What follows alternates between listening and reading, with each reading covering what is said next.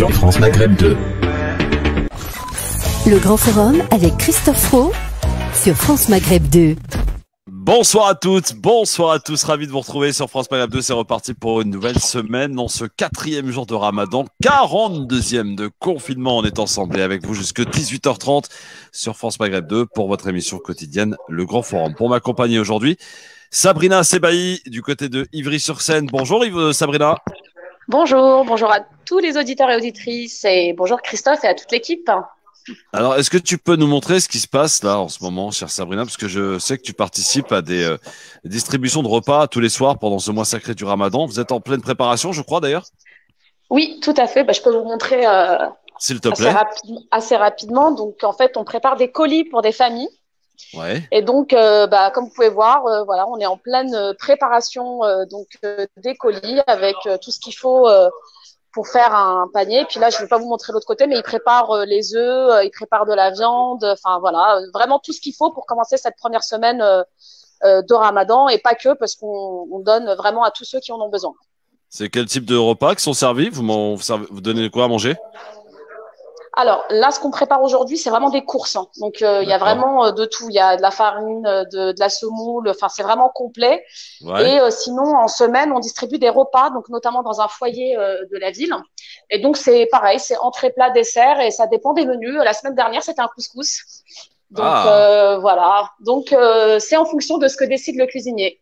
Bon, on verra les images sur le Grand Forum, les amis. Christophe, le Grand Forum, mercredi, je crois. C'est la prochaine distribution. Voilà. Avec nous également, monsieur Rudy Kazi. Comment ça va, mon Rudy? Rudy Kazi. Ton micro est fermé.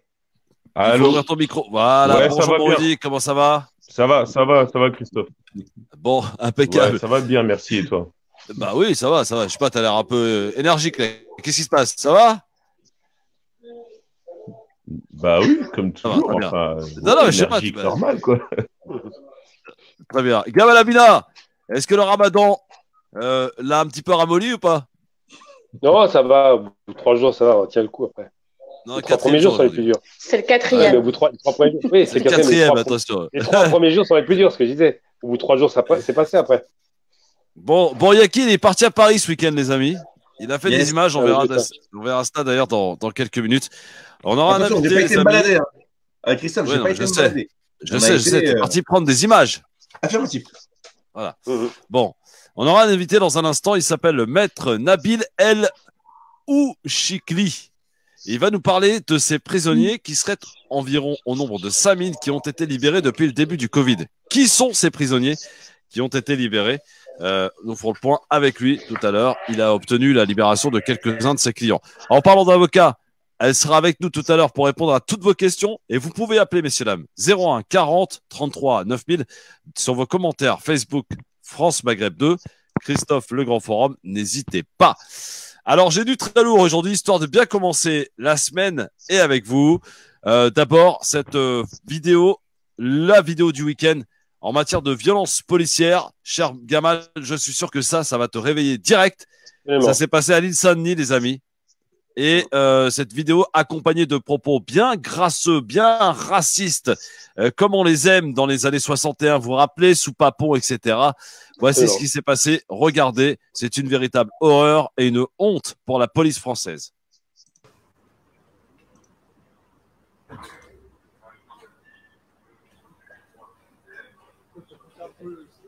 Alors, on commente pour les auditeurs de la radio, Philippe? Oui, bien sûr. Alors, nous sommes sur l'île Saint-Denis. Un homme poursuivi par la police s'est jeté dans la Seine. Et les propos qui viennent d'être tenus, c'est juste incroyable. Il y en a un qui a dit c'est pas nager. Il a dit ouais, un bigot comme ça sait pas nager. Et l'autre lui a commenté en lui disant tu aurais dû lui attacher un boulet au pied. L'individu est conduit dans une fourgonnette. Les équipages de police assez nombreux, on compte plus d'une douzaine d'individus, dont semble-t-il un commissaire, un commandant de police. Oui, déjà condamné d'ailleurs. Qui d'après nos confrères du Parisien aurait été déjà condamné en 2008 pour violence. À 1 an de prison avec sursis et 1 an d'impossibilité d'exercer. On entend un agent dire il s'est carrément jeté à la Seine, ce con. Donc plusieurs équipages rentrent dans leur véhicule, partent, et puis il reste la fourgonnette principale dans lequel on entend clairement l'interpellé hurler, dire à un moment donné ma mère, et les propos qui sont tenus, je m'excuse pour ce que je vais dire, mais ils disent laisse tranquille cette pute. Laisse ta mère tranquille cette pute, exactement. On entend des rires des policiers. Ramadan Moubarak.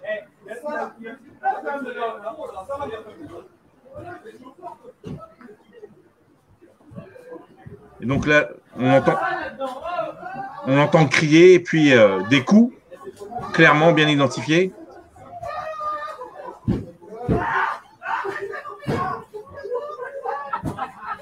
Et les policiers qui rigolent, manifestement insensibles. Voilà. C'est juste, vous voyez, quand on voit ça, on se croit en France, mais Castaner a beau à réagir cette nuit par Twitter, après minuit sur Twitter, en disant que c'était une honte, etc., et que l'IGPN a été saisi. Mais c'est pas l'IGPN, là. Là, il faut attaquer au procureur, là. Il faut que ces mecs-là ne portent plus jamais l'uniforme. Ce sont des hontes de la police. Vous êtes des voyous. Vous êtes des pourris, messieurs. Mais qu'est-ce que c'est que ce genre d'image, Gamal? C'est simple, il faut revenir à des fondamentaux. Ça s'appelle de la racaille. Ah, ça, c'est de la belle racaille, ouais. Voilà, on a entendu Zemmour parler des racailles.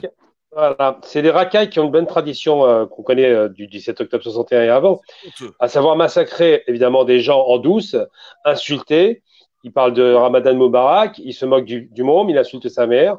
Ça les fait marrer de taper dessus. Il n'y a pas de caméra, on en profite, on se la raconte. Ces bandes de racailles sont très très courageux à 10 contre 1, mais personne quand c'est 1 contre 1 à chaque fois. C'est toujours 10 contre 1. Méthode skinhead. Moi, je m'interroge, pardon de te couper, mais quand on voit ce genre de choses, quand ce jeune subit ça, comment voulez-vous que demain, il n'ait pas une haine encore davantage envers la police? Comment voulez-vous que ça se calme un jour quand on a ce genre d'individu dans la police? Il faut savoir c'est qui. C'est la BAC, c'est les BAC de nuit qui a je sais, mais la BAC, ils sont pas très malins, pas très intelligents, quoi. Non, mais j'ai déjà eu affaire à ces débiles. Faut appeler un chat un chat. Quand un type insulte les parents, quand un type se comporte comme un voyou, quand un type est un ancien skinhead, quand un type a trop longtemps voté Front National, quand un type est un frustré qui a pris des claques quand il était jeune et qui se croit fort parce qu'il a un flingue, ce type-là est un voyou. Il faut appeler les choses qu'elles s'appellent. Posez-vous la question, pourquoi est-ce qu'un monde se jette dans la Seine quand il voit des flics? Pourquoi est-ce qu'à chaque fois qu'on a affaire à ces sauvages, parce qu'ils sont pas tous sauvages, évidemment, il y en a qui sont propres. J'ai eu un contrôle encore il y a 3 jours. Le gars était formidable, il n'y a pas de problème. Et après, il y a les grosses racailles. Et les grosses racailles, on se les coltine dans le 93. Cette vermine qui vient se la raconter, qui veut donner des coups, qui joue les chauds. Ils sont en train de préparer un incendie qu'ils ne pourront pas maîtriser. Et le problème, c'est qu'à force de laisser des images comme celle-là, et à force de voir le gouvernement ne pas donner des condamnations sérieuses, ce type-là, il était condamné il y a 1 an, il reprend l'exercice. Mais ça veut dire quoi? Ce type-là doit être démis de ses fonctions et foutu en dehors de l'administration. Ce type-là doit être foutu. On a eu l'affaire Amal Bentoutsi, par exemple. Ils ont assassiné son frère, une balle dans le dos. Quel courageux! Il l'assassine une balle dans le dos parce que ça aurait été un délinquant. Alors, on cherche toujours la victime. Et on se rend compte par la suite que le type, il finit au bout de 5 ans par prendre une peine de 5 années de prison avec sursis, quel cadeau, et qu'il peut réintégrer les forces de l'ordre avec une arme à la main dans 5 ans. Ça signifie que non seulement il n'est pas condamné sérieusement, c'est une condamnation de pure forme, mais qu'en plus, il a le droit de retrouver l'exercice de la violence, à savoir l'utilisation d'une arme à feu. Moi, je dis que c'est pas parce que c'est des fonctionnaires de police que ce ne sont pas des êtres humains et des fonctionnaires qui n'ont pas sous la loi. C'est intolérable. Le problème, c'est que les propos tenus sont des propos éminemment racistes et que ça tombe doublement sous le coup de la loi. Pour voie de fait, bien violence. Entendu, mais ce genre d'individu, Rudy, ce genre d'individu n'a rien à faire dans la police. On est d'accord, Rudy? Ouais. Quoi, ouais? Évidemment, évidemment. Alors, encore une fois, c'est. Je sais pas, tu m'entends pas ou quoi? Si, je t'entends, vas-y. Tu m'entends? Oui, je t'entends, oui. Oui, Rudy, on t'entend. Ok, je te dis oui. Tu me dis oui, mais quoi? Je te dis oui. Oui, c'est comme voilà, des gens comme ça n'ont rien à faire dans la police.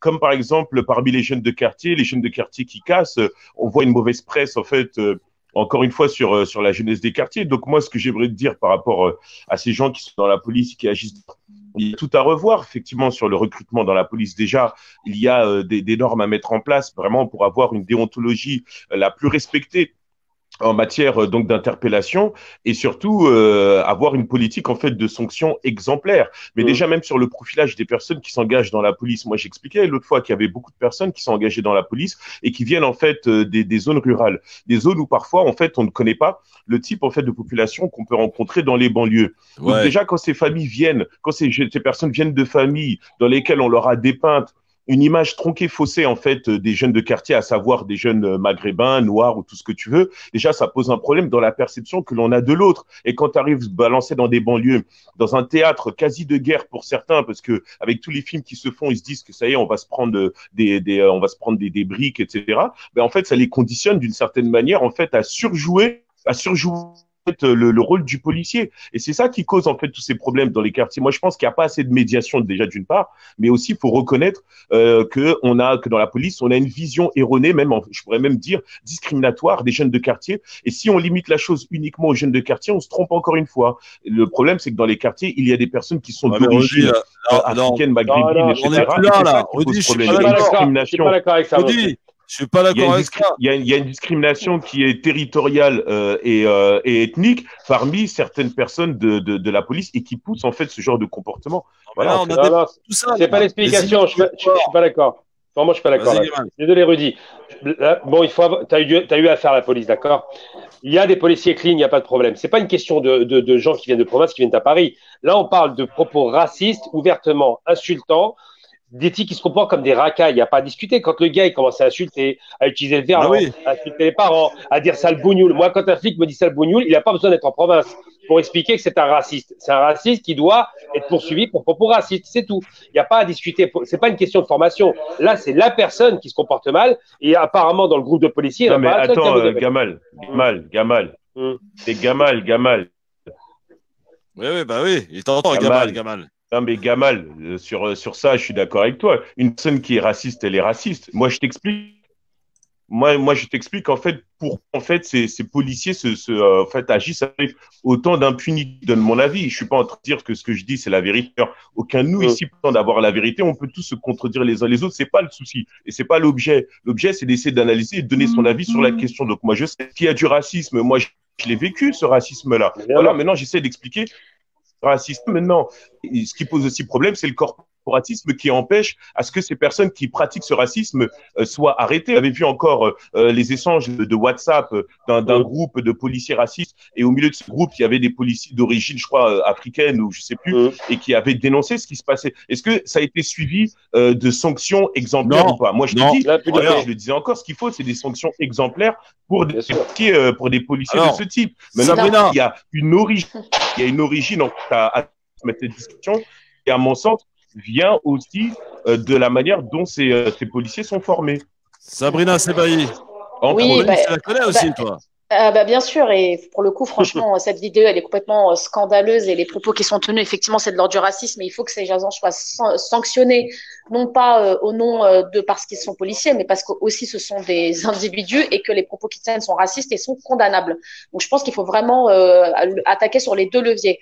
Après, ce qui est certain, c'est que depuis plusieurs semaines, on assiste quand même à une vraie, ce qui se passe dans les banlieues aujourd'hui n'est pas acceptable. La manière dont le ministre de l'Intérieur se vante que 10% des PV au niveau national soit fait dans le 93 et en plus ils s'en vantent, ça veut dire qu'ils ont concentré tous leurs efforts pour verbaliser les gens du 93 alors qu'on voit bien ce qui s'est passé dans le 18e il y a quelques jours, on a raccompagné gentiment les personnes chez elles sans qu'elles soient plus inquiétées que ça et sans qu'elles soient verbalisées.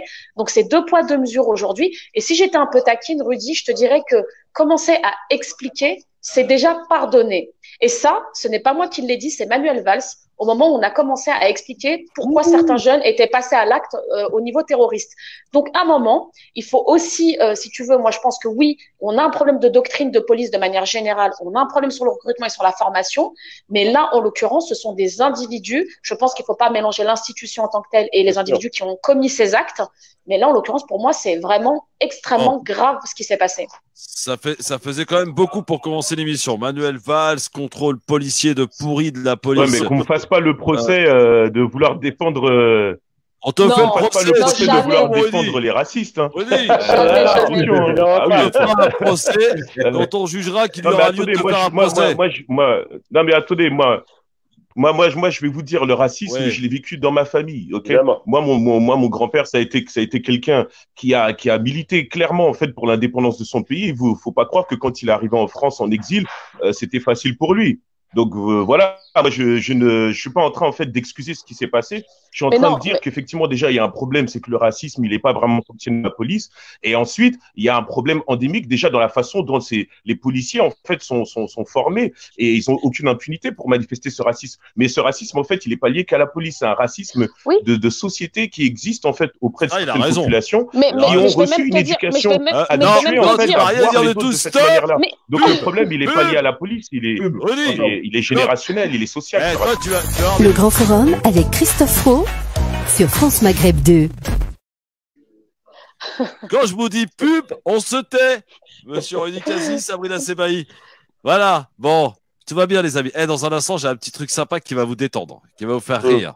J'ai trouvé l'imam humoriste de la communauté musulmane. Ah ouais, alors, On en a un paquet déjà. On en a un non, paquet. non, je crois que celui-là, il est hors Ouais. compétition, Ah ouais, toute ouais. catégorie. Ah ouais, non, non, c'est incroyable. Bon, qu'est-ce que ça dit sur les réseaux sociaux là? Est-ce que ça commente un peu, mon Philippe? Ouais, carrément. Alors, Très scandalisé, très choqué par cette vidéo. Clairement déclaré des voyous en armes avec une plaque. Moi, depuis ces propos, j'ai la haine. Je n'ai jamais eu à faire un face, c'est racaille, c'est ce que nous dit Che Guevara. Si ça arrivait, je serais haineux comme lui, cowboy en papier. oui, c'est ça qu'il faut se poser comme question. Bien C'est sûr. après les conséquences. Arif nous dit Chamaoui. Hein. J'arriverai jamais à dire son nom, tellement qu'il est horrible ce nom. Enfin, pas le nom, mais le personnage. Donc, je m'excuse pour tous ceux qui porteraient le même nom que lui. Un flic Chalgoumi. doit rester neutre, pas raciste dans sa fonction, sinon il dégage. On en parlera tout à l'heure de ce qui s'est passé dans le 18e, mais de la situation que j'ai vécue hier, puisqu'on a été rencontrer ce petit Nathan qui était un petit peu fatigué. Il a eu une vingtaine d'interviews et il a été un petit peu échaudé, puisque certains grands médias mainstream, pour ne pas citer leur nom de BFM, ont un petit peu détourné ses propos et il n'était pas très content après les journalistes. Donc voilà, on ne désespère pas que Nathan nous appelle aujourd'hui pour témoigner de ce qui s'est passé samedi. Mais pour être honnête, hier, en suivant un petit groupe de jeunes, La Chapelle, enfin, c'est pas eux vraiment que je suivais, c'était les 6 policiers civils baqueux qui étaient derrière eux, qui étaient très facilement identifiables. Et au moment d'arriver sur la rue de Clignancourt, à côté du commissariat du 18e, il y a un tabac, donc les jeunes avaient leur attestation et ils faisaient la queue et les policiers ont retraversé la route en leur faisant un contrôle, ce qui est en soi pas surprenant, mais en leur disant pour le début du contrôle, bonsoir mesdemoiselles, contrôle de police, alors que c'était samedi. On m'a prié d'aller un petit peu plus loin parce que j'étais bien identifié, parce que j'étais sur un stationnement visiblement zébré, ce qui était vrai. Et le temps que je remonte, les flics étaient partis, mais des jeunes se sont fait verbaliser alors que leur attestation était en règle. Et c'est juste de nature à essayer de créer des tensions là où il ne devrait pas y en avoir. Donc voilà, et ça, j'en étais témoin. J'ai été manifesté auprès du chef de poste qui était visiblement pas présent puisqu'il était en opération extérieure. Et les 2 personnes qui étaient en charge du peloton, voilà, on n'en avait que faire, quoi. Philippe, moi j'ai vraiment un coup de gueule. Moi je me dis que la communauté a les coups qu'elle mérite. Pourquoi je vous dis ça? Non mais pourquoi je dis ça? Quand vous allez regarder un petit peu ces influenceurs tels que Bassem Breki, stupide, ridicule, d'une bassesse, d'une stupidité, tout ce que vous voulez. Ce mec est suivi, liké, partagé. Booba, dès qu'il y a un rappeur qui va sortir une connerie, ils sont tous là à relayer.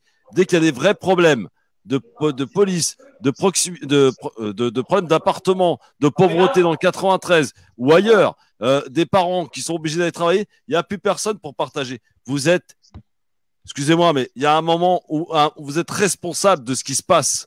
Vous êtes responsables tous par votre aveuglement, par votre silence honteux. Ça n'arrive pas qu'aux autres. Ah, et quand ça vous arrive à vous, vous êtes bien content qu'il y ait des gens qui viennent vous aider, qui viennent vous conseiller. Continuez à liker et à faire de ces réseaux sociaux de la débilité par excellence. Profitez-en pour en faire quelque chose d'utile et de nécessaire pour les familles, pour tous vous, vos parents. Non, au lieu de ça, on continue à suivre des abrutis imbéciles que Bassem Breki, si je l'ai devant moi, je lui mets une tarte à ce mec. Tellement il est con, quoi. Excusez-moi. Oula, doucement. Il est très énervé. Non, il n'y a pas de doucement. Écoute les propos de ce mec. Écoute, c'est un débile mental, il n'a pas de cerveau. C'est sa mère. Oui, c'est un débile, il n'y a pas de cerveau. Non, mais je suis d'accord avec toi sur la profondeur abyssale de sa sagesse. Mais ouais, pour aller dans ton sens, effectivement, c'est évident. On a pas mal en fait au niveau des people, des footballeurs, des rappeurs, etc., des prises de position qui n'existent pas lorsqu'il se passe ce genre de choses. Mais par contre, eux, quand ils subissent des choses qu'on va qualifier qu'étant racistes, je te prends l'exemple, par exemple, de Karim Benzema avec l'affaire de Didier Deschamps, on va voir tous les réseaux sociaux qui vont aller crier au racisme, etc. Enfin, voilà, je veux dire, si Karim Benzema était Malik Oussekine, on le saurait. En tout état de cause, ils ont un niveau de vie aujourd'hui qui peut-être leur donne l'impression qu'ils peuvent sortir un petit peu de cette réalité, de pas prendre part en fait à ces réalités-là, alors qu'ils ont toute une communauté par contre qui les soutiennent dès qu'eux ils ont des problèmes. C'est ce qui est un peu dommageable. Il faudrait qu'effectivement il y ait plus de prise de parole publique lorsque il y a ce genre d'actualité, mais force est de constater qu'ils préfèrent rester peut-être un peu dans leur confort, quoi. On est un peu responsable de ce qui nous arrive quand même. On n'aura pas des Malcolm X ou des voilà, du jour au lendemain, quoi. Ça, c'est clair. On a Gamal Abinas qui est déjà pas mal. Oh, il y a quand même des gens de qualité, hein, faut être très honnête. On a par exemple Amal Bentounsi qui a fait un clip là récemment, vous l'avez vu peut-être? Le clip qui encourage ils ont quasiment fabriqué une application dans laquelle les gens peuvent la télécharger et sauvegarder les vidéos quand il y a une violence policière. Et c'est Amal Bentounsi avec tout un tas de personnes qui ont... Attention, Le Grand Forum avec Christophe Roux sur France Maghreb 2. Merci d'être avec nous en direct sur votre radio France Maghreb 2. Vous êtes bien dans le Grand Forum, votre émission quotidienne jusqu'à 18h30 pendant le mois du Ramadan, sachez-le. Avec ce soir Sabrina Sebaï, avec Gamal Abina et Rudy Kazi, sans oublier notre Philippe Boyaki. Bon, il faut qu'on avance les amis parce qu'on a notre invité qui arrive dans quelques instants et on n'a encore pas passé même pas la moitié de ce qu'on voulait vous montrer. Tout d'abord, un truc important à dire quand même, à dire Christophe. Qu'est-ce qu'il y a, Gamal? Amal Bentounsi a proposé une application qui permet de pouvoir filmer les policiers et de sauvegarder automatiquement les scènes de violence policière. Je le dis parce qu'on est en plein cœur du sujet. C'est une initiative qui est formidable, qui a été soutenue par pas mal de célébrités. Pour le coup, il faut voir le clip, il est formidable. Il y a beaucoup de personnes qui ont soutenu l'initiative et ça permet d'éviter que le policier prenne le téléphone, par exemple, de la personne qui l'a filmé et efface la vidéo. Grâce à cette application, la vidéo est sauvegardée et est transmise immédiatement au parquet si besoin est. Donc, il faut le souligner. C'est une très belle initiative et ça permet de protéger la population. Bon, alors, un petit peu d'humour, les amis. Je vous ai trouvé le comique de chez comique de tous les imams du monde.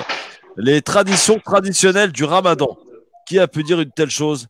Eh bien, évidemment, voici le dernier sketch de l'humoriste Hassan Chalgoumi. Regardez, mes amis. Ramadan, vous savez, à Paris, le soir, le baqla ou al-halawiyat, toutes les traditions traditionnelles. Maintenant, non, on ne peut pas. Le traumatisme que provoque ce coronavirus, il ne risque pas d'être accentué par ces mesures de confinement en période de fête, justement, où on aimerait un peu relâcher la pression?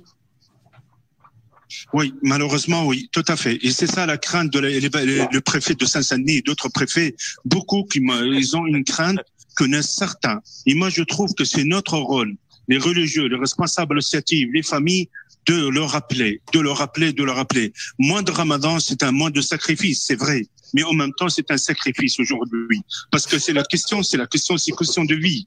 Question de, aussi. Parce qu'il y a plein de jeunes, ils vont essayer de sortir. Vous savez, le soir, manger une glace, aller au café, prendre un verre, l'habitude, sortir avec des amis. Ça, c'est l'habitude de Ramadan. Ramadan, vous savez, à Paris, le soir, le baqla ou al-halawiyat, toutes les traditions traditionnelles. Maintenant, non, on peut pas. Si on n'arrive pas à respecter ça, je pense que la personne n'est pas digne de Ramadan. Et d'être digne de Ramadan, être digne aussi de respecter la vie humaine et de prier en priant peut-être dans quelques semaines.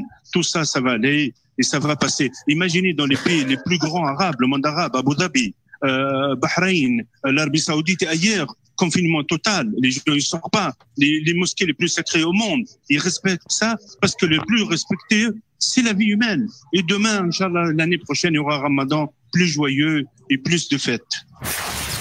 Ah, j'adore. Oh, j'adore. Moi, je suis grand fan. Hein. Je sais pas ce que vous en pensez. Les mosquées les plus sacrées, parce qu'il y a une hiérarchie dans nos mosquées, je ne sais pas, moi. Moi, je vous avoue que ça m'ennuie quand même. Dans le monde musulman, mais au-delà de ça, non, il est comique. Qu'est-ce qui t'ennuie, Sabrina, pardon? Ça m'ennuie que la communauté musulmane soit représentée, qu'on invite un imam comme lui pour représenter la communauté musulmane. C'était sur une 24 News, hein, je te rassure. Ah oui, mais il a quand même été invité pendant longtemps sur des plateaux nationaux, sur des chaînes nationales et tout. Donc, on a quand même des imams de très grande qualité. Franchement, excusez-moi, mais lui, c'est vraiment un concentré de. Oui, c'est peut-être un comique, je ne sais pas. Oui, ça doit être un comique. Mais oubliez pas un truc, il nous a quand même appris un truc important aujourd'hui, c'est que les plus grands pays arabes, apparemment, c'est l'Arabie Saoudite, c'est le Bahreïn, c'est les pays où il y a le moins d'habitants, quoi. Apparemment, c'est pas l'Égypte, c'est pas les mastodontes nord-africains. Il a oublié l'Indonésie aussi, je crois, non? Ouais. Non, pays arabe, il a dit pays arabe. Ah oui, pays arabe, pardon. Bon, Fifi, j'aimerais qu'on passe directement à ta vidéo que tu es parti filmer ce week-end. Tu es parti effectivement dans le 18e arrondissement. Oui, vu le temps, notre invité va arriver, donc il faut quand même. Il est là, on va même le saluer dans un instant. Bah, tiens, même tout de suite. Hein, il est avec nous, notre invité. Il est avocat, il s'appelle Nabil El Ouchikli. Bonsoir, Nabil, maître Ouchikli, avocat pénaliste. Bonsoir, comment allez-vous, Nabil? Bonsoir. Eh bien, écoutez, ça va très bien, merci beaucoup. Bon, soyez le bienvenu en tout cas dans le grand forum. On va parler avec vous dans un instant des prisonniers qui ont été libérés dû au Covid il y a quelques instants. J'ai un retour là, c'est vient d'où, Philippe? Attends, 2 secondes. Voilà, trouve-moi celui qui me met le retour. Voilà, c'est qui? Le coupable. Maître. Ah, maître. Maître, il faut pas mettre le retour comme ça. Là-bas. Voilà. Okay. Allez, et sinon, si vous savez comment ça se passe, hein, devant le juge. Hein. Et je vais vous mettre devant le juge, Gamal Abina, vous allez voir. Alors, on va aller dans le 18e, mes amis, à Paris. Alors, Philippe, raconte-nous le contexte, pourquoi tu as décidé d'y aller, et puis les images, et puis tout le team, quoi. Alors, raconte. Très bon travail. Alors, oui, alors, juste avant de vous passer la vidéo, que j'explique le contexte, nous avons été alertés par des auditeurs et des auditrices qu'il pourrait y avoir un traitement de faveur à Paris, intramuros, et que visiblement la police ne serait pas présente de la même façon partout, et que à Barbès, Belleville, d'autres endroits, dans les quartiers dits ultra populaires, il y aurait même des excès de zèle. Donc samedi après-midi, en fin d'après-midi, on s'est rendu sur place, on a fait un live pour montrer que le confinement était globalement respecté, que les gens faisaient la queue avec les espaces de sécurité, certains étaient masqués, d'autres gantés, etc.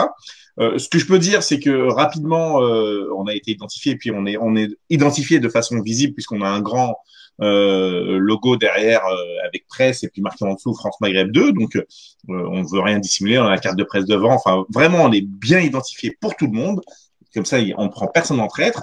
Un petit peu plus loin, puisque j'ai été immédiatement contacté par la responsable d'unité qui m'a demandé de décliner mon identité, etc. C'est une chose que j'ai fait. Et puis, j'ai pas eu de souci pour pouvoir travailler en toute tranquillité. Sauf que un petit peu plus loin, il y avait qu'on s'appelle une petite patrouille de 3 personnes. Et j'entends sur les ondes, d'ailleurs, faites attention, il y a un journaliste de France Maghreb 2 en plus. Donc, on lève le pied pour les contrôles.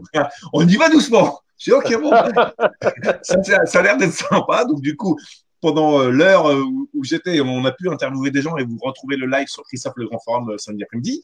Et puis, à un moment donné, vers la fin d'après-midi, puisqu'après, je me suis baladé, j'ai été, on vous diffusera les vidéos sur plein d'endroits de Paris où c'était vraiment très calme, d'autres sur le parc Monceau où il y avait du monde, mais il n'y avait pas beaucoup d'effectifs de police et pas du tout de contrôle, y compris sur le quai de la Seine.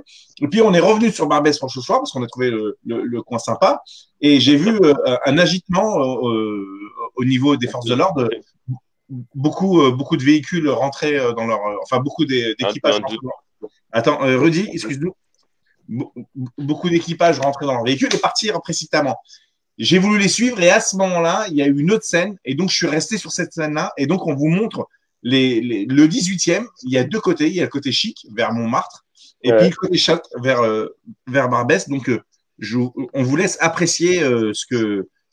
Alors, les premières images, c'est pas les nôtres, les dernières, c'est les nôtres. De toute façon, tout est identifié sur la vidéo. Voilà. Allez, c'est parti, regardez.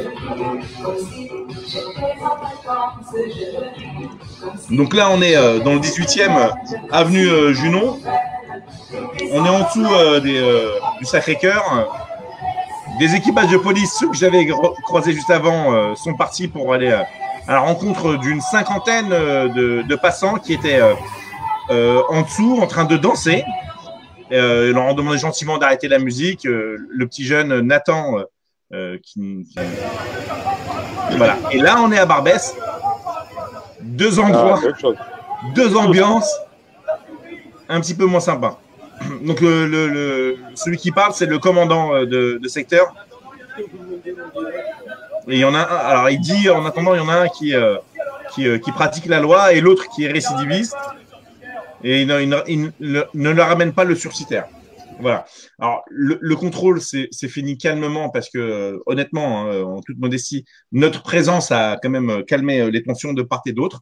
Mais vraiment, moi, j'avais l'impression de vivre deux mondes parallèles entre les quartiers dits populaires. C'est pas si loin, hein, pour ceux qui connaissent pas. Montmartre, c'est vraiment à côté de Barbès, hein, vraiment. On est à 900 mètres. 900 mètres. À peine 900 mètres. Bon, merci mon Fifi en tout cas pour ces belles images donc que vous pouvez voir sur Christophe Le Grand Forum. N'hésitez pas les amis. On est avec notre invité donc Nabil El Ouchikli, maître avocat pénaliste qui est avec nous pour parler des prisonniers. Alors maître, tout d'abord, est-ce qu'on a un chiffre de personnes qui ont été libérées depuis le début de la crise du Covid-19, maître?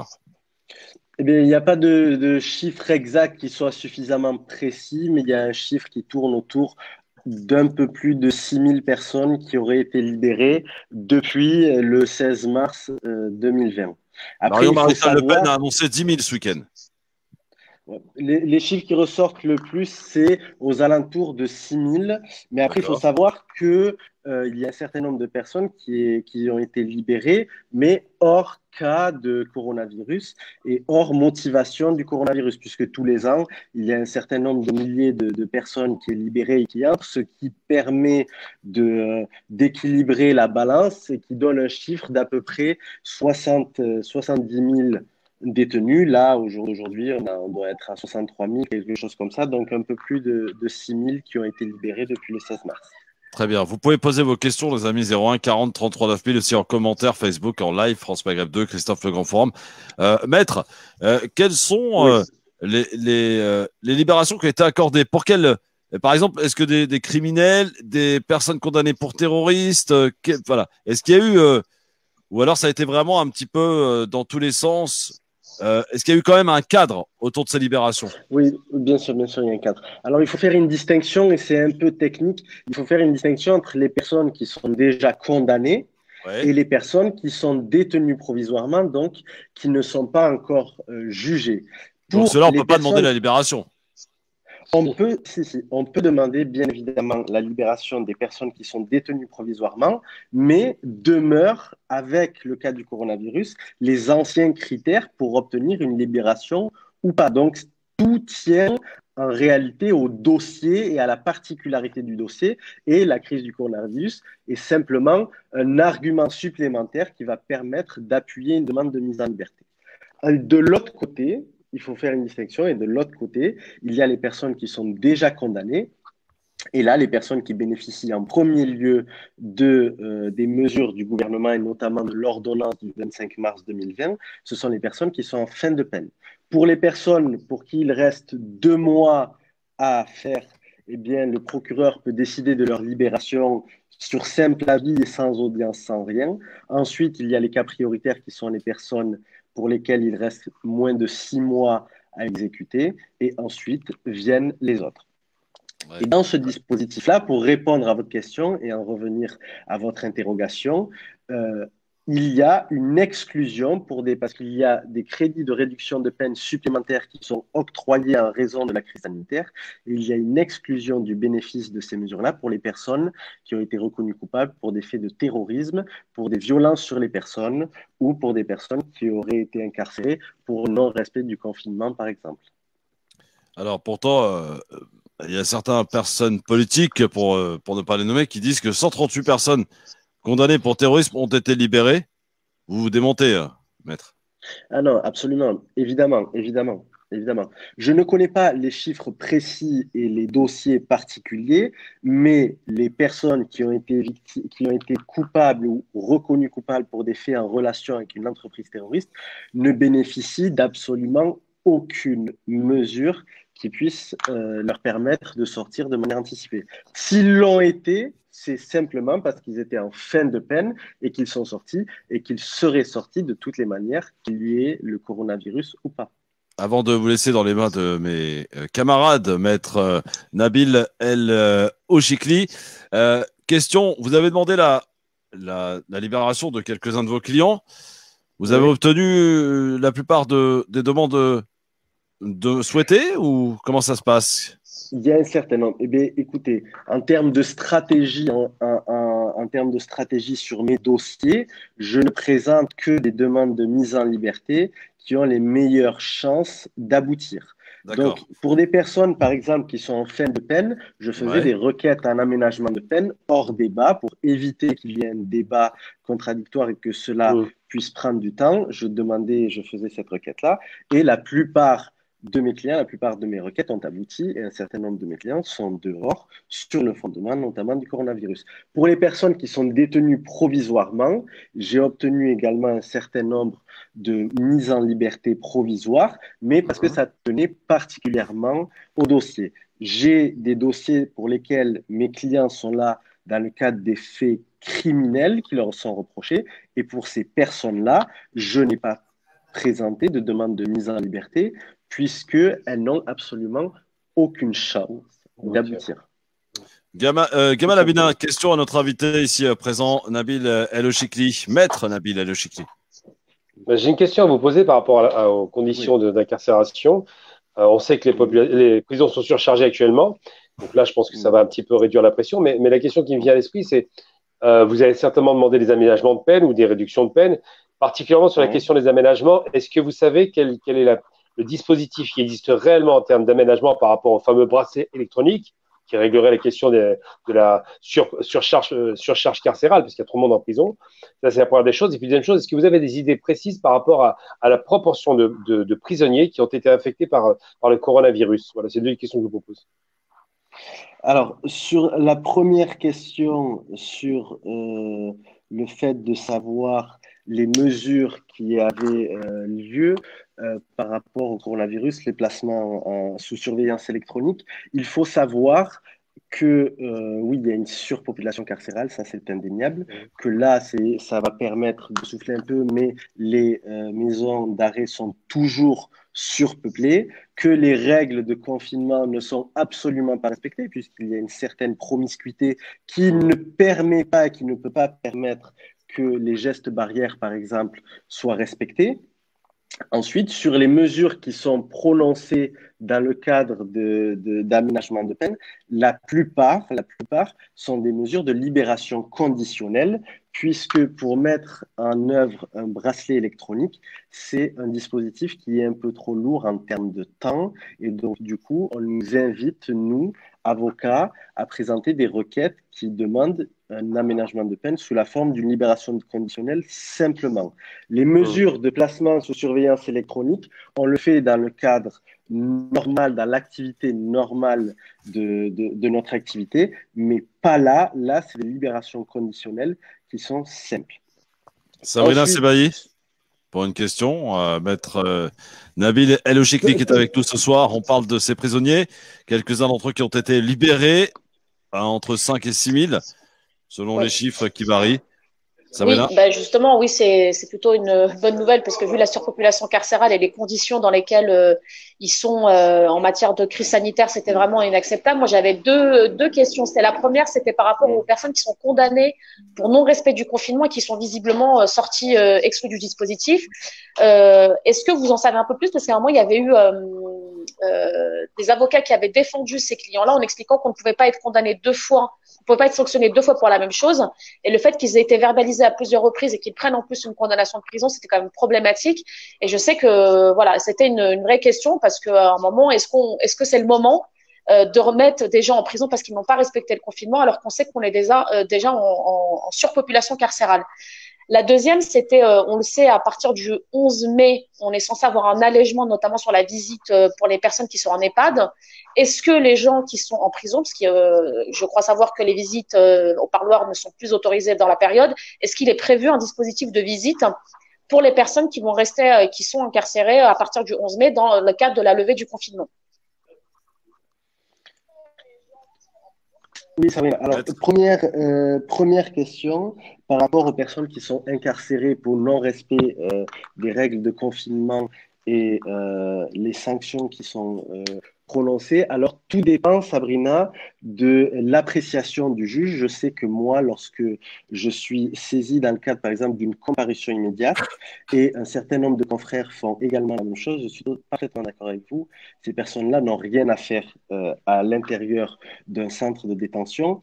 Mais la sanction, si vous voulez, nous, on met en avant l'argument déjà de la double peine, comme vous l'avez évoqué, et aussi du fait des voies de recours qui sont ouvertes lorsque l'on est verbalisé d'une contravention, qui sont de 45 jours. Il y a un délai de 45 jours qui fait que vous pouvez contester une contravention, et dans la majorité des cas, ces personnes-là, puisque c'est un délai assez restreint, au bout de 3 contraventions, on les fait passer en comparution immédiate et on requiert un emprisonnement ferme. Alors ça aboutit parfois, il y a des personnes pour lesquelles j'ai obtenu la relaxe parce que le délai de recours n'était pas épuisé, mais il y a un certain nombre de dossiers et à ce moment-là, il faut faire appel où le magistrat du siège décide, malgré cela, malgré cet obstacle juridique à mon sens, eh bien, décide tout de même de condamner une personne. À ce moment-là, il faut faire appel et essayer d'obtenir l'annulation, l'infirmation du jugement qui a été prononcé en première instance. Ça, c'est pour la première question. Donc oui, il y a des personnes qui sont relaxées, et heureusement d'ailleurs. Sur la deuxième question et sur les mesures par rapport au parloir à partir du 11 mai, nous n'avons pas, nous, avocats, d'informations particulières. Normalement, les informations circulent via notre bâtonnier et via le Conseil de l'ordre. Là, nous n'avons pas d'informations particulières pour les familles. Nous, en tant qu'avocats, nous pouvons et nous le faisons encore. J'étais d'ailleurs pas plus tard que ce matin en maison d'arrêt. Nous avons le droit d'aller voir nos clients, mais pour les familles, à ce jour, on n'a pas d'informations particulières et on ne sait pas si, à partir du 11 mai, elles pourront aller voir leurs proches en détention. Il faudra attendre demain après-midi pour avoir des informations, des éclaircissements autour de ce plan du déconfinement du Premier ministre Édouard Philippe. Rudy Kazi, je sais que tu as eu quelques problèmes de coupure. Tu as pu quand même essayer de comprendre de quoi il s'agissait. On parle de ces libérations, de ces prisonniers qui ont été libérés dans le cadre du Covid. Ils seraient au nombre de 5 à 6 000. Maître Nabil El Ouchikli qui est avec nous ce soir pour nous en parler. Peut-être une question de ta part, cher Rudy? Rudy Kazi? Oui, rapidement. Comment ça se passe pour les prisonniers en prison de ce qu'on peut nous dire dans les médias? Est-ce que vraiment il y a le coronavirus parce qu'ils font partie aussi des populations qui sont isolées aussi? Alors, excusez-moi Rudy, mais j'ai pas bien entendu la question. J'ai l'impression qu'il voulait nous parler il voulait savoir comment ça se passait dans le cadre du coronavirus. Puisque les prisons évidemment sont isolées, on sait que une des plus importantes prisons qui est Fresnes, d'ailleurs où il y a eu un incendie hier soir, on sait qu'il y a du Covid à l'intérieur, on sait le catastrophisme que cela peut être, hein, évidemment dans un endroit où il y a des prisonniers qui sont confinés pour le coup. Est-ce qu'on a une idée de comment ça se gère? Est-ce que la situation est bien prise en charge?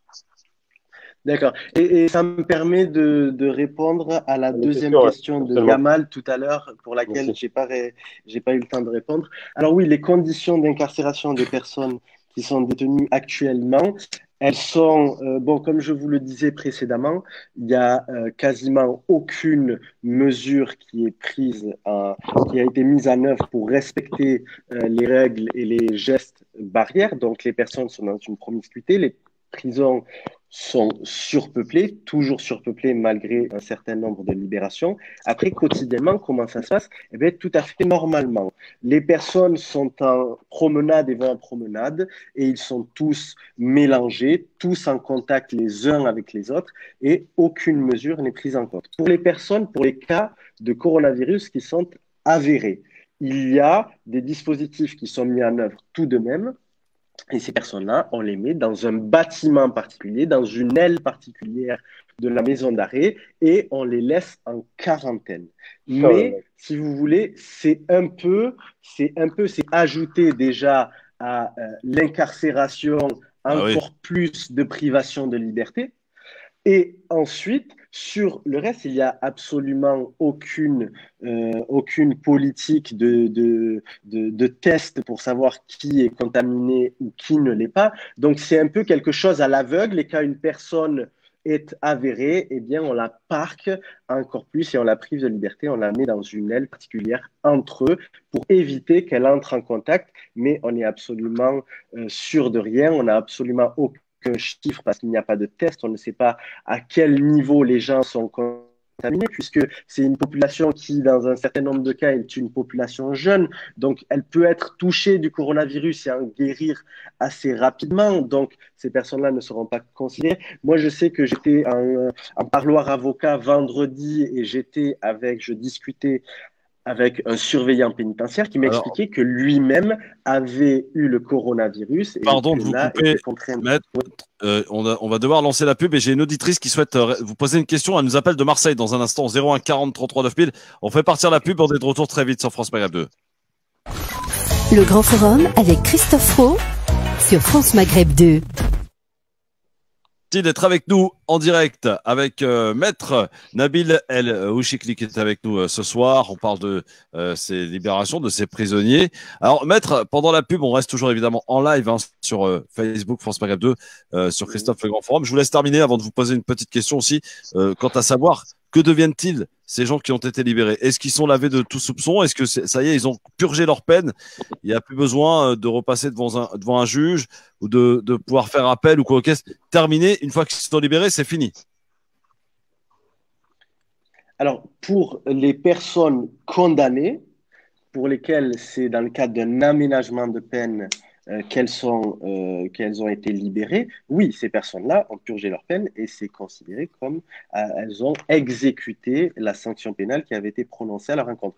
Donc, eux en ont terminé pour les faits pour lesquels ils ont été condamnés avec une mesure de privation de liberté ou autre. Pour les personnes qui ont été libérées mais détenues provisoirement, demeure encore leur dossier en cours et ils seront jugés ultérieurement. Ils pourront même, après la crise du coronavirus, être réincarcérés dans le cadre de l'attente de leur jugement. Donc pour ces gens-là, non, ils ne sont pas encore blanchis, ils ne sont même pas encore jugés. Très bien. Mon cher Philippe, qu'est-ce que ça dit du côté des réseaux sociaux avant d'écouter Lise qui nous appelle de Marseille, qui souhaite poser une question à notre invité ici ce soir au téléphone au 01 40 33 9000. Est-ce que ça réagit un petit peu du côté des réseaux sociaux et que dit-on? Pardon, mon micro était fermé. Difficilement parce qu'il y a dû avoir un bug, je le vois sur plusieurs pages, et donc il y a des commentaires qui arrivent que maintenant et qui sont en décalage par rapport à notre invité. D'accord, oui, forcément. Donc, il y a eu des petits bugs. Alors, voilà, comme d'habitude, quoi. Hein, Facebook, forcément. On arrive donc en direct pour commenter. N'hésitez pas sur Christophe Le Grand Forum, sur France Maghreb 2, les amis. On est en direct chaque soir et en ce 42e jour de confinement. Ça va, Maître? Je vous ai pas demandé d'ailleurs avant de vous poser quelques questions sur le sujet qui nous intéressait. Vous êtes confiné, vous arrivez à continuer à faire votre métier ou comment ça se passe? Oui, mais là, écoutez, là, je suis au cabinet. Donc, non, moi, je travaille tout à fait normalement.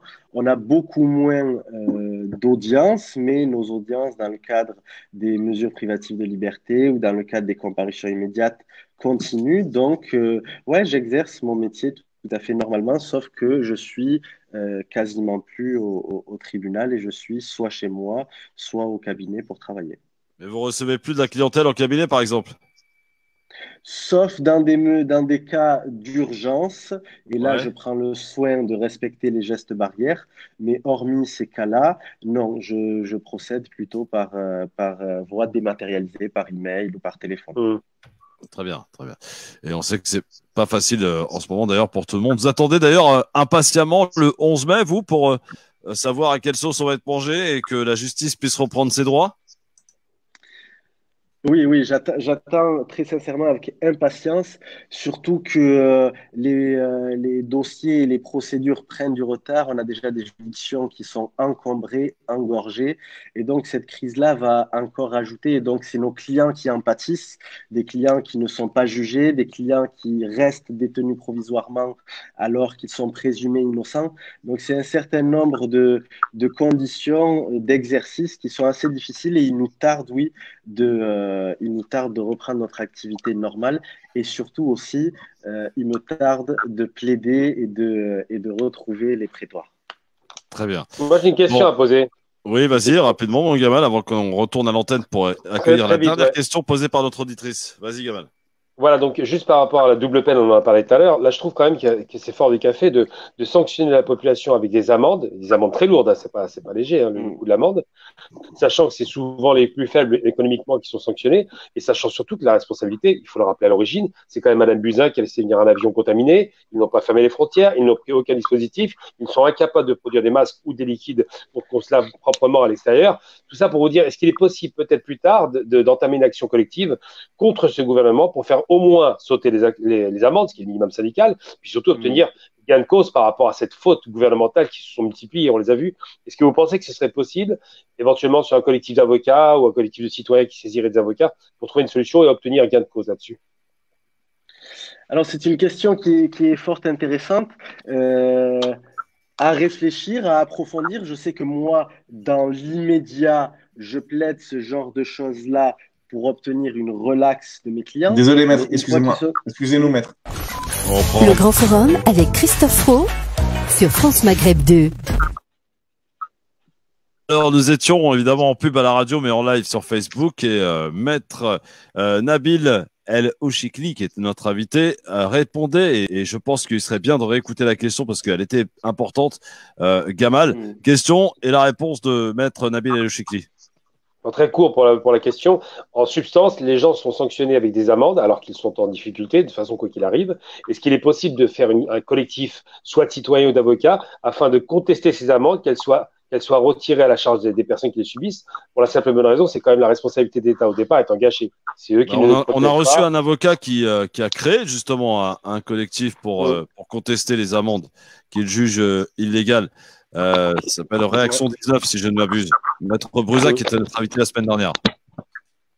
C'est une question à approfondir. Après, c'est une situation inédite. Donc, le gain de cause qu'on pourrait avoir est incertain, mais c'est une question qu'il faudrait approfondir. Et évidemment qu'il faut répliquer et répondre à ce genre de mesure qui peut paraître assez illégitime aux yeux de la population. Après, je sais que dans d'autres domaines, il y a des actions qui ont été menées pour engager la responsabilité justement de l'État pour des personnes qui ont été contaminées dans le cadre d'élections qui ont été organisées un jour avant le confinement ou des personnes pour justement mettre le point sur une responsabilité qui est de l'État. Mais ensuite, c'est à suivre et effectivement et à approfondir, bien évidemment. Question d'auditrice, ça sera la dernière d'ailleurs, qui est avec nous, 01 40 39 000. Oui, qu'est-ce qu'il y a? Élise? Allô? Non, c'est Eliès? On n'entend pas la personne au standard. 01 40 39 000. Ah, elle a dû raccrocher probablement. Merci. Bon, hop. Ah, c'est très énervant ce bruit. Bah, écoutez, merci beaucoup, Maître Nabil El Ouchikli, d'avoir répondu à nos questions, parce que c'est un sujet qui nous intéressait. On voulait savoir un petit peu qu'est-ce qu'il en revenait donc de ces personnes qui ont été libérées. On a des chiffres, entre 5 et 6 000 personnes qui ont été libérées depuis le Covid-19. Merci de nous avoir aidés à comprendre comment ça s'est effectué, ça s'est produit. Et à très bientôt, évidemment, sur France Maghreb 2, cher maître. Merci. Avec grand plaisir. À bientôt. À bientôt. Merci beaucoup. Au revoir. Bon, avant d'accueillir une autre avocate dans un instant, mais la nôtre cette fois-ci, Maître Magdabi, qui sera avec nous, j'ai la petite question du jour à vous poser, messieurs, dames. Pauvreté et crise sanitaire. Oui, on y va franchement, nous. Eh bien, craignez-vous tout simplement le déclenchement de comment dirais-je, alors, attendez, j'arrive pas à me relire. Voilà. Alors, la question est pauvreté et crise sanitaire. Craignez-vous des émeutes de la faim dans l'Hexagone? Voilà. Ouf, gros moment de solitude. Tiens, Sabrina, est-ce qu'on peut craindre des émeutes de la faim dans l'Hexagone? Ah bah, moi, je pense pas. Mais ce qui est certain, c'est qu'on a vu une flambée des prix des matières premières, donc, et des fruits et des légumes. Et c'est vrai qu'on a de plus en plus de familles qui sont en très, très grande difficulté pour pouvoir acheter le minimum pour pouvoir se nourrir. Donc, il va y avoir un problème, en tout cas, ce qui est certain, ce qui avait été évoqué sur la question de l'agriculture. Donc, aussi, il va falloir du monde pour aller justement récolter tous ces fruits, tous ces légumes dont on va avoir besoin. Des OGM. Est-ce qu'on va… non, on a quand même, heureusement, on a encore de l'agriculture en France de qualité, donc il n'y a pas que des OGM. Mais en tout cas, ce qui est certain, c'est que si la crise perdure, sur le long terme, peut-être qu'on y arrivera. Mais pour le moment, je pense que si en tout cas on arrive à sortir de ce confinement à partir du 11 mai, comme nous le promet ce gouvernement, a priori, on devrait à peu près retourner sur une situation, je l'espère, normale, même si je pense que beaucoup de familles resteront sur le carreau parce qu'ils auraient été licenciés, parce que des activités entières seront complètement à plat. Je pense à la restauration, au tourisme, à l'hôtellerie, enfin vraiment tous ces métiers qui ne vivent finalement que du public. Et aujourd'hui, on le voit, il y a beaucoup de précarité déjà avant cette crise et malheureusement, ça ne va aller qu'en augmentant. On l'a vu d'ailleurs, il y a un bond du chômage au mois de mars, des inscriptions des chômeurs au Pôle emploi.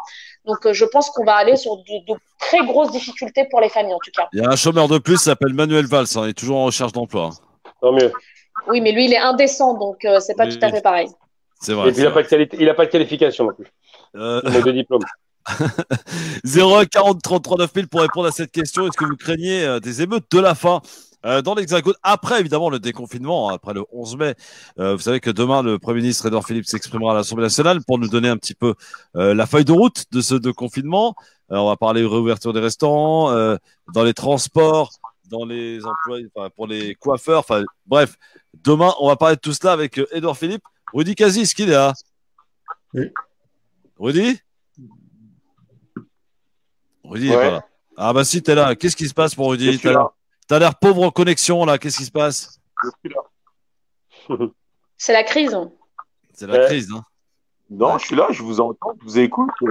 Vivement les antennes 5G, hein, Rudy. Hein. Je vous entends, je vous écoute, vous m'entendez ou pas? Mais il y a un gros décalage, mon Rudy. Il y a un gros décalage. Alors, les émeutes de la faim. Oui. Est-ce que tu crains des émeutes de la faim dans l'Hexagone? Alors, pas l'image. Moi, déjà par rapport à la condition sociale, quand on regarde en ce moment ce qui se passe, en tout cas avant le confinement, si on remonte plus loin avec les Gilets jaunes, ensuite les grosses mobilisations syndicales, en fait, on voit que le confinement est venu mettre une pause à tout ça. Mais en réalité, quand on voit la manière dont le gouvernement traite tout ça, on se dit qu'au sortir du confinement, à un moment donné, l'action française va donner des comptes au gouvernement. Il y a à voir.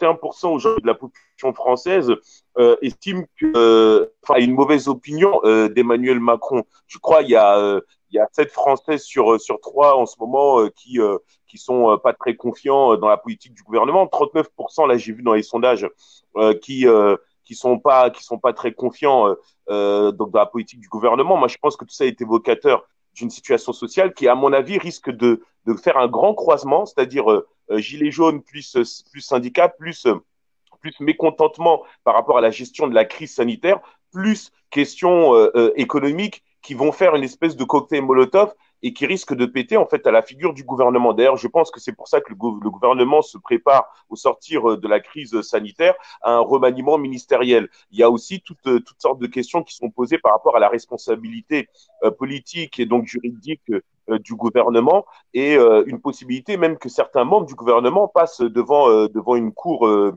supérieure de justice. Et je pense que tout ça est très symptomatique du climat social. Il y a vraiment en fait quelque chose qui se passe et je pense que là, à partir de septembre-octobre, il y aura peut-être pas des émeutes de la faim, mais il y aura un climat social qui va devenir encore plus délétère. Et je pense que le gouvernement se prépare déjà à répondre à la question. C'est pour ça qu'il y a des ministres qui parlent un petit peu moins dans la presse, alors que le gouvernement était très cacophonique. Ils essaient peut-être de jouer un peu leur partition pour éviter d'être incriminés d'une mauvaise gestion de crise et que la responsabilité, je ne parle pas de la culpabilité, hein, mais de la responsabilité de tous les morts qu'on a eus finissent par peser sur eux. Et je pense qu'il sera sain dans une démocratie que d'inviter le gouvernement à répondre de responsabilité par rapport à la gestion de cette crise et donc, in fine, de la crise économique qui en suit derrière. Merci Rudy pour cette explication. On peut regarder, avant d'accueillir Kamel et d'accueillir aussi la réaction de Gamal Abina, la question du jour, cher Philippe, sur Twitter, pauvreté et crise sanitaire. Craignez-vous des émeutes de la faim dans l'Hexagone? Quelle est la tendance sur Twitter? Le grand forum FM2, les auditeurs sont invités à voter, cher Philippe. Oui, pardon, excuse-moi. Alors, la tendance, c'est très bien, elle est bien, hein, c'est sympa en ce moment. Elle est de 51,5% pour le oui, alors qu'en début d'émission, la tendance était à 51,5% pour le non. Bon, très bien, continuez de voter, ça veut dire que vous avez été influent, peut-être, mes amis. Gamal Abina, dans un instant. Kamel, qui nous appelle au téléphone 01 40 33 9000, nous appelle de Paris. Bonsoir, Kamel. Bonsoir Christophe, bonsoir aux auditeurs, auditrices, bonsoir. Merci de m'accueillir. Alors, bien évidemment, je vais tenter de répondre un peu à cette question. Il est bien évident, mon cher Christophe, que, et je le disais moi il y a quelques années, que par rapport à tous ceux qui tentaient de franchir d'Afrique et de venir ici en France ou en Europe, etc., après avoir désertifié tous ces pays, il est bien évident que si les gens n'ont rien à manger, ils viendront manger les gens ici. C'est une image, une métaphore pour que les gens comprennent bien qu'il est inéluctable que se produisent, si les gens n'ont rien, qu'ils sont confinés et ne cessent d'être confinés. Finalement, ce terme, étymologiquement, on les a confinés depuis de très nombreuses années. Et c'est pour ça, d'ailleurs, j'aimerais rappeler à tous ceux qui nous écoutent que le mouvement des Gilets jaunes auquel j'ai participé, et je ne m'en cache pas et j'en suis fier, eh bien, était quand même un signal d'alerte à l'ensemble de la population. Il se trouve que là, on est confronté à un virus. Ce virus n'a pas été pris en charge. Les systèmes de santé, et tu le sais bien, mon cher Christophe, et les gens le savent, a été complètement mis en débâcle. Et ce que nous subissons aujourd'hui, c'est la médiocrité de l'ensemble de la classe politique que j'ai interpellé grâce à notre petit mouvement, j'ai pas envie de faire de pub, mais qui est sans étiquette, mais qui est avec une grande éthique. Nous les avons tous interpellés à la fin février, les partis politiques, pour leur dire de reporter ces élections municipales et de se consacrer les uns et les autres, qu'il y ait une union nationale. Vous voyez, tu vois, ça fait 3 mois plus tard que les gens parlent d'union nationale et qu'il était évident qu'aujourd'hui, il était important que tout le monde se mobilise. Eh bien, ces gens-là, je vais employer le terme qui est un terme fort, ont fait partie de ce que j'appelle, moi, une certaine forme de collaboration à la misère et à la nullité. Voilà. Je crois que d'un côté, tu as eu dans la population des résistants qui ont pris les maquis, des ronds-points, etc., et qui continuent de l'être. Et de l'autre côté, tu as une certaine forme de collaboration à la misère. Et on le voit bien aujourd'hui avec Édouard Philippe, la volonté de rentrer dans l'économie, de mettre les enfants. Moi qui ai un enfant de 8 ans et demi qui est assis à côté de moi et qui m'entend, eh bien pour moi, il n'est pas question que je le mette à l'école parce que les uns et les autres se sont précipités à vouloir débloquer l'économie au détriment de la santé. Donc voilà, c'est en quelque sorte... Merci Kamel. Une partie de la population à la mort. Merci. Sarah Avdolok, Kamel. Merci. À vous toutes et à vous tous. Merci beaucoup, Sarah Avdolok. Bon, Gamal Abina. Notre auditeur il a envoyé du scud là. Oui, il a envoyé du scud. Moi, je dirais simplement, il n'y aura pas d'émeute de la faim parce qu'on n'est pas dans un pays où il y a un problème de faim. Les émeutes de la faim, c'est dans les pays où très, très sous-développés.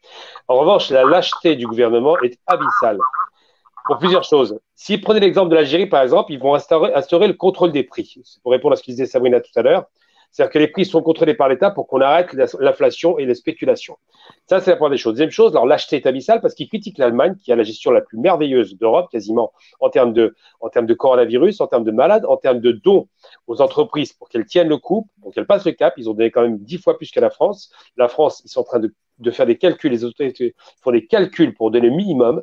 Ils ont promis de l'argent aux ménages. Il n'est jamais arrivé, cet argent, il faut le savoir, c'est un mensonge. Il faut être très clair. J'ai demandé autour de moi à tous les ménages les plus faibles, ils n'ont rien reçu. Ils ont promis de l'argent aux infirmières. Apparemment, ils sont en train de négocier pour faire soi-disant des jours de repos. C'est catastrophique. Et le problème principal qui se pose en France, en termes de lâcheté, c'est qu'on a l'impression que c'est un pouvoir de rapace. C'est un pouvoir de pince. Ils veulent rien lâcher. C'est-à-dire qu'ils ont apporté le malheur en France en ne confinant pas immédiatement, en isolant pas la Chine, déjà pour commencer. Ils ont apporté le malheur et ils ne sont même pas capables de répondre pour réparer leurs fautes, de répondre économiquement. Donc, pour savoir la sortie sociale qui va arriver, donc la sortie du confinement, qui sera une rentrée sociale pour le gouvernement, va pas se passer comme il l'espère. Ça se passera très mal parce que non seulement, et on va faire la liste rapide, les gilets jaunes ont été bloqués, ils vont redémarrer en force. Les syndicats ont été bloqués, ils vont redémarrer en force. Les familles des victimes ont été bloquées, elles vont redémarrer en force. Tous les corps des métiers indépendants comme le mien, qui travaille beaucoup avec la restauration, on va mal vivre la chute qui nous tombe dessus, parce qu'évidemment, les charges, elles continuent à suivre, hein, c'est plaisanterie. Ils ont soit gelé les charges, mais par contre, les charges de fonctionnement de l'entreprise, tout ce qui est loyer, tout ce qui est électricité, téléphone, ça, on paye. Hein.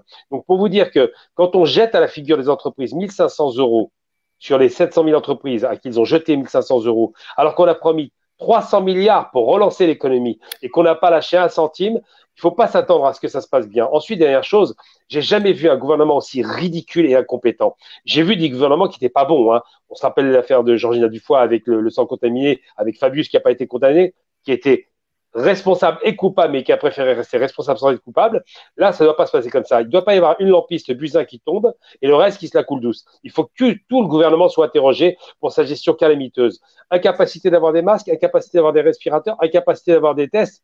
Prétendument, on ne doit pas tester la population parce que ce n'est pas nécessaire, alors que c'était la première chose qu'il fallait faire. Les Allemands le font. Donc, aujourd'hui, quand j'entends, et j'ai lu un papier très intéressant et publié chez Mediapart, pour faire très court, de Johan Chapoutot, quelqu'un que je respecte beaucoup, un grand historien, qui a écrit que l'Allemagne considérait sa population comme des adultes et leur parlait comme à des adultes, alors que le gouvernement français nous parle comme à des débiles, comme à des enfants. Il faut se rappeler de la sortie de la porte-parole qui était soi-disant incapable de mettre un masque. Vous imaginez le niveau de débilité. Donc là, c'est des questions qui vont se poser à la sortie de cette crise et je vous garantis que ça se passera très très mal. Je serai le premier à être dehors. Et Gamal, ils ont quand même prévu une super application pour nous fliquer à la sortie du confinement. Il ne faut pas l'oublier, celle-ci. Ils ont prévu le coup, évidemment. Je vous propose d'accueillir Maître Maghrebi qui est avec nous. Bonsoir Maître. Bonsoir Christophe, bonsoir tout le monde. Je vous présente Sabrina Sebaï, Gamal Abina, Rudy Kazi, Philippe Boyaki. Maître, pour les quelques 10 minutes, alors mesdames, mesdemoiselles, messieurs, vous avez une question à poser d'ordre juridique. L'aide d'une avocate compétente, elle s'appelle Maître Maghrebi. Elle est avec vous ce soir, comme tous les lundis et vendredis, pendant quelques minutes pour essayer de vous aider, de vous orienter. 01 40 33 9000 si vous voulez nous appeler maintenant en direct à l'antenne. Et évidemment aussi par question par Facebook, en live, France Maghreb 2 et sur Christophe, le Grand Forum. Maître, est-ce que, on en parlait tout à l'heure avec un invité, un confrère à vous, justement, il y a eu à peu près entre 5 à 6 000 prisonniers qui ont été libérés dus au Covid-19. Est-ce que vous, de votre côté, vous avez réussi à faire libérer des personnes qui étaient incarcérées? Pas tous, parce que on a eu beaucoup de problèmes de transmission d'actes en raison de la fermeture des tribunaux. Ça a été un peu compliqué. J'ai réussi à en faire sortir quelques-uns, mais pas tous. Ouais, c'est bien. D'accord. Est-ce que le chiffre serait à peu près entre 5 et 6 000 personnes qui auraient été libérées depuis le début du Covid. Entre parenthèses, ce qui n'est pas énorme à côté de toutes les demandes qui sont faites. Hein. Ah oui, ouais. Effectivement. Alors, pas mal de questions. Si Gamal, Rudy, Besma, Philippe en ont, amis auditeurs, c'est parti. Profitez de la présence de notre avocate, Maître Maghrebi. Et j'ai beaucoup de questions par rapport au 11 mai et des gens qui s'interrogent quant au retour au travail. Est-ce que si mon employeur ne me propose pas de masque ou alors de gel hydroalcoolique, est-ce que je suis dans le droit de refuser mon retour au travail?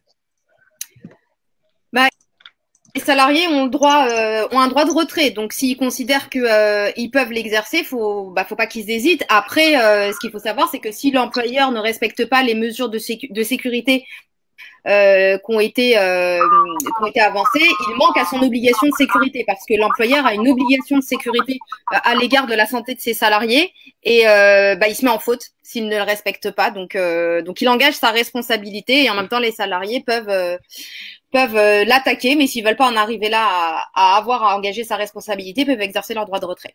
Parce que se pose le problème aussi des enfants qu'il faut continuer à garder parce que tout le monde ne reprendrait pas, j'emploie le conditionnel parce qu'on en saura davantage demain, mais ne reprendrait pas l'école en même temps. Du coup, il faut garder les enfants. C'est pas les grands-parents qui puissent le faire parce que on sait jamais. Comment ça se passe pour le retour au travail? Sur ça, on attend les mesures. Je suis un peu comme vous. Pour l'instant, on attend les règles. On attend de voir ce qui va être décidé. Je crois qu'il y a une annonce qui sera faite demain, donc on verra. Pour l'instant, oui, on n'a pas de. 15h. Oui. Le Premier ministre qui devrait s'exprimer. Oui, ça va. Ouais, par rapport à ça, parce que comme on a appris que finalement le retour à l'école serait sur la base du bénévolat, qu'est-ce que ça signifie pour les parents qui ne souhaitent pas donc c'est s'ils le veulent bien en fait, sur le volontariat, pardon. Donc s'ils ne mettent pas leurs enfants à l'école, comment ça se passe justement pour les gens qui ne retourneront pas au travail puisqu'ils devront garder leurs enfants vu qu'on est sur la base du volontariat? Est-ce qu'on continue au chômage partiel? Est-ce qu'on continue en garde d'enfants? Comment ça se passe? C'est là où il faut attendre les annonces du gouvernement. On ne sait pas, il n'y a pas de précision pour l'instant par rapport à ça. Ouais. En fait, moi, j'ai surtout l'impression qu'à chaque conférence de presse, on a plus de questions que de réponses. Donc, j'ai un peu peur de ce qui va arriver demain. Moi, je pense que même eux ne savent pas. Ils patauchent dans la semoule et ils savent pas trop ce qu'ils vont nous pondre pour la sortie du confinement. Patauche dans la semoule, couscous, ça fait très islamiste, Sabrina Sebaï. Faites gaffe. Ah oui, t'as raison. Faites attention. Non, mais j'ai faim surtout, ouais. Oui, attends, encore un petit peu. Besma, tu as vu les images horribles de cette interpellation, de cette violence policière à l'île Saint-Denis samedi soir? Alors laquelle? Parce que moi j'ai pas suivi le début de l'émission et j'en ai vu tellement des images violentes là. Non, mais là c'était samedi quand même. Un homme qui plonge dans la Seine, qui saute dans la Seine pour échapper à la police. Tu l'as pas vu? Non, je l'ai pas vu. Bon, remontrez-moi ça à Maître Maghrebi, s'il vous plaît, Monsieur Bourrieki. Et pour ceux qui n'étaient pas là tout à l'heure, c'était dimanche du matin. Ça s'est passé à l'île Saint-Denis. Moi, j'ai été choquée par l'homme qui a été mis à terre par les policiers. Ah, ça, c'était à Toulouse. À Toulouse. Ah, ça m'a. Voilà, c'est surtout celle-là qui m'a choquée. Bon, regardez ce qui s'est passé à l'île Saint-Denis. Vous connaissez en plus l'île Saint-Denis. Regardez comment se comporte la police républicaine de notre beau pays qu'est la France. Tout de suite. Allez, avec les propos qui vont avec, évidemment. On va vous traduire. On n'aurait pas dit derrière qu'il faut saisir l'IGPN par hasard? Si. Il a fait Castaner. Et j'ai dit non, pas l'IGPN. Il faut saisir le procureur. Exactement. Il faut déposer une Regardez, maître. Alors, pour nos amis auditeurs, ça s'est passé dans la nuit de vendredi à samedi à l'île Saint-Denis. Donc, il ne sait pas nager, un bico comme ça ne sait pas nager. Ah, ça coule, tu aurais dû lui accrocher un boulet au pied. Viens ouvrir, pour ouvrir le fourgon. Alors, je vous donnerai la réponse de l'IGPN.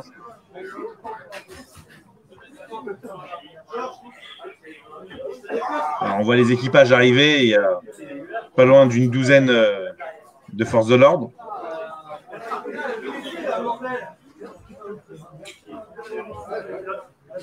Donc c'est filmé par des habitants qui avaient entendu du bruit. Il court bien, non? Avec des rires. Lui, il s'est jeté direct à la scène, ce con. Lui, il s'est jeté direct à la scène, ce con. Georges, tu me déposes au poste.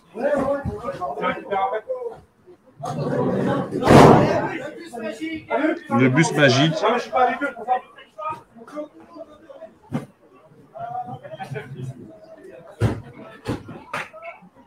Donc là, il y a des premiers cris émanant du véhicule enculé de ses morts.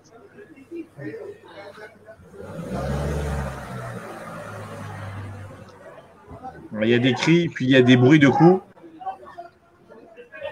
Laisse ta mère tranquille, cette pute. Des rires de policiers.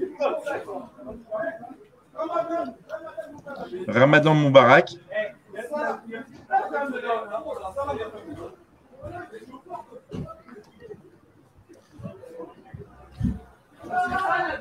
Puis à nouveau des cris, des bruits de coups.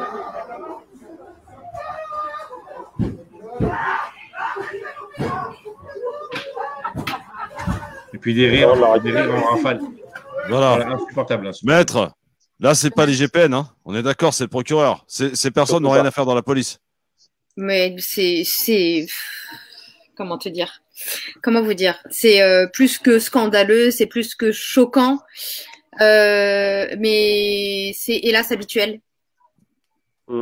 C'est hélas habituel. Je précise qu'il y avait un commissaire qui a déjà été condamné pour des faits de violence en 2008. Et là, moi, c'est peut-être assez surprenant ce que je vais dire, mais ce genre de comportement, pour fréquenter régulièrement les commissariats, je l'ai vu plutôt souvent, hélas. Et là, c'est plutôt bien qu'il y ait des gens qui aient pu filmer et qui puissent montrer au grand jour le vrai visage d'une partie de notre police. D'accord. Alors, on va accueillir vite fait une réalité. Une question rapide, s'il vous plaît, d'une auditrice, parce que le temps passe vite. Je vais juste vous montrer l'article du Parisien. Un commissaire, pardon, excusez-moi, un commissaire condamné. Les faits se sont déroulés en présence d'un commissaire de police des Hauts-de-Seine en charge du district. Ce premier a déjà été condamné dans une affaire de violence policière qui remonte à 2008. Il avait écopé d'1 an de prison avec sursis et d'1 an d'interdiction d'exercer pour absence volontaire d'empêcher un crime ou un délit. Voilà. Question de Samira qui nous appelle de Nantes au 01 40 33 9000 très rapidement parce qu'on est très en retard. Bonsoir Samira. Samira, bonsoir. Bonsoir. Votre question s'il vous plaît, Maître Maghrebi. Oui, alors j'ai une question. Moi, ça n'a rien à voir avec le confinement et les circonstances actuelles. Ce serait plutôt par rapport aux droits des étrangers. Ce serait pour une personne qui est arrivée en France avec un visa touristique avec 2 enfants, il y a presque 1 an de ça. Les enfants sont scolarisés et elle voulait savoir s'il y avait un moyen pour régulariser sa situation ou pas. Est-ce qu'elle a droit à des papiers ici en France ou pas? D'accord. Réponse très rapide, s'il vous plaît, Maître. On est très en retard. J'ai rien entendu. Ah bon? Ah bah mince alors. Comment on fait? Pour reposer la question rapidement Il faudrait qu'elle parle un petit peu plus fort ou monter le... Parce que autant Christophe, je t'entends bien, autant là, le dit je n'entends pas. Elle parle pas assez fort. Montez le son, Nabil, s'il vous plaît. Voilà. Non, on vous entend pas, cher Samira. En tout cas, Samira, vous voulez parler de droits de l'étranger, je crois. Ce que je vous invite à faire, parce que là, on n'a vraiment plus le temps, on arrive au bout de l'émission, c'est de nous rappeler vendredi, cher Samira. Désolé en tout cas, parce que voilà, le temps qui nous est imparti se termine. Je vous souhaite une excellente soirée. Je vous retrouve tout à l'heure à 19h avec Ali Bedouine pour parler islam. Dans un instant, Bedjahed pour la question qui fait mal à la tête. On reste encore un tout petit peu en live sur Facebook, histoire de terminer cette émission. Et demain, 17h, on sera avec Olivier Klein. On parlait d'un remaniement ministériel. Il est peut-être ministrable dans le prochain remaniement. Il sera avec nous demain. Il est maire de Clichy-sous-Bois. Salut à tous. À demain, 17h. Le Grand Forum avec Christophe.